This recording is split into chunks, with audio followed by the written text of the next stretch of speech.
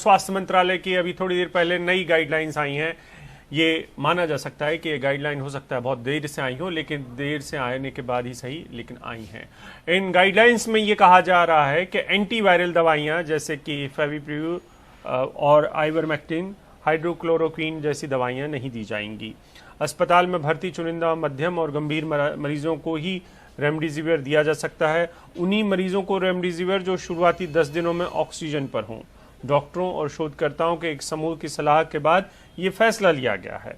आप सबको पता है कि रेमडेसिविर को लेकर भी किस तरीके से आगे पीछे होता रहा है स्वास्थ्य मंत्रालय भी और डॉक्टर्स भी। कभी ये कहा गया कि रेमडेसिविर की जरूरत नहीं होती है और अब नई गाइडलाइंस में कुछ और बात कही जा रही है। मरीजों पर इन दवाओं के असर का कोई वैज्ञानिक प्रमाण नहीं है, इसके बावजूद भी बहुत सारी चीजों की सलाह दी जा रही है। बिल्कुल खराब स्थितियों में ही सीटी स्कैन की जरूरत है, ये भी कहा गया है। हमारे साथ परिमल है। परिमल, पहले की गाइडलाइंस और इन गाइडलाइन में क्या फर्क है, और ये भी बताएं कि रेमडेसिविर को लेकर किस तरीके से बदलती रही हैं सरकार के निर्देश। देखिए, सबसे पहली बात तो अभिषेक ये है कि भारत शायद एकमात्र देश होगा ऐसा जहां पे दो तरह की गाइडलाइन है, और डॉक्टरों को इस वजह से कंफ्यूजन भी हो सकता है, क्योंकि 24 तारीख को स्वास्थ्य मंत्रालय ने अपनी गाइडलाइन जो है वो बताई थी कोविड के मरीजों को लेकर, और उसके बाद उसके 3 दिन बाद 27 तारीख को डीजीएचएस यानी डायरेक्टर जनरल हेल्थ सर्विसेज की ये गाइडलाइन है।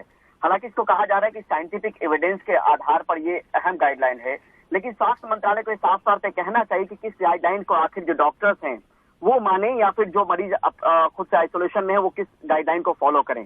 तो एक कंफ्यूजन की स्थिति इससे बरकरार हुई कि दो तरह के गाइडलाइन भारत में अभी फिलहाल मौजूद हैं। दूसरी नंबर चीज ये कि दोनों में अलग अगर बात करें कि पहले जो स्वास्थ्य मंत्रालय की तरफ से जो आईसीएमआर ने गाइडलाइन जारी की थी, जो स्वास्थ्य मंत्रालय की वेबसाइट पे मौजूद है, उसमें स्टीम की बात कही गई थी, स्टीम हाइड्रेशन की बात कही गई थी, एंटीबायोटिक की बात कही गई थी, विटामिन सी, जिंक की बात कही गई थी, आइवरमेक्टिन, हाइड्रोक्सीक्लोरोक्विन की बात कही गई थी।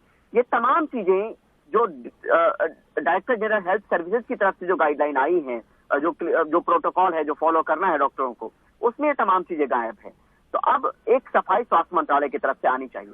रेमडेसिविर की बात आपने कही, तो उसको लेके समय समय पे हमने देखा कि प्रेस कॉन्फ्रेंस में भी बातें कही गई कि किन मरीजों को देना है, सभी को नहीं देना है, और वो तब बात की शुरुआत हुई थी अभिषेक आमतौर पर जब इसकी बहुत ज्यादा किल्लत हो गई थी, डिमांड बहुत ज्यादा बढ़ने लगी थी, जब केसेस इंडिया में रिकॉर्ड तोड़ आने लगे थे और हर कोई जो है अफरा तफरी सा मचा हुआ था रेमडेसिविर को लेकर। तो एक बात ये माना जा सकता है कि शोध और खोज जो है वो जारी रहेगा, लेकिन एक वक्त में एक ही गाइडलाइन होनी चाहिए, जो इलाज का प्रोटोकॉल है वो एक ही होना चाहिए एक देश में, जिससे कंफ्यूजन की स्थिति ना हो।